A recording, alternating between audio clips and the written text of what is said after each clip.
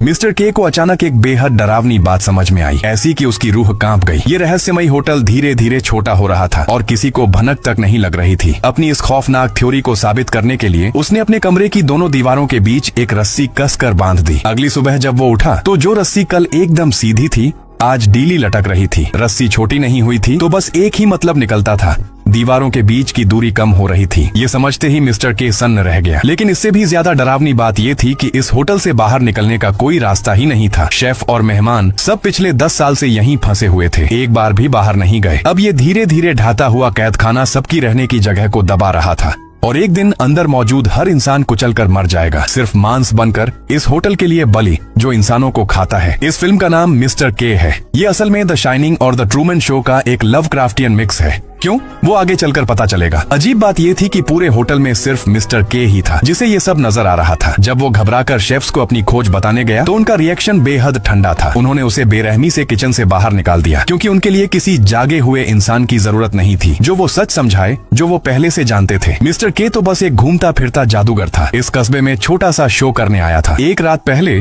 यूं ही मन में आया और पास के इस होटल में चेक इन कर लिया। फ्रंट डेस्क पर एक आंख वाली बूढ़ी औरत बैठी थी। वो जल्दी सो गया ताकि शो के लिए एनर्जी बची रहे। लेकिन अगली सुबह जो उसका इंतजार कर रही थी वो पूरा बुरा सपना था। सुबह जब वो भारी सूटकेस घसीटता हुआ गलियारे से नीचे जा रहा था तो उसने देखा कॉरिडोर के आखिर में जो सीढ़ियां थीं वो गायब थीं।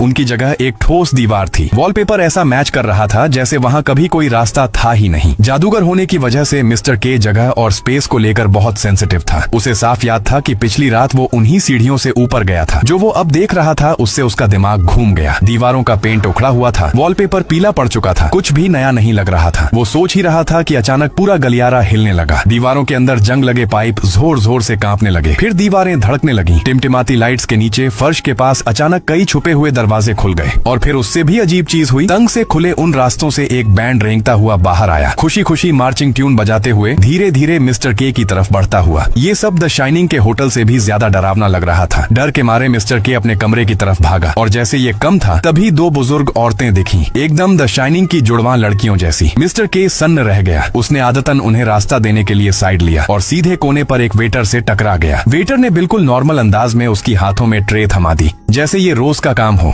लाइन में लगो, ठीक है, टेम्पो।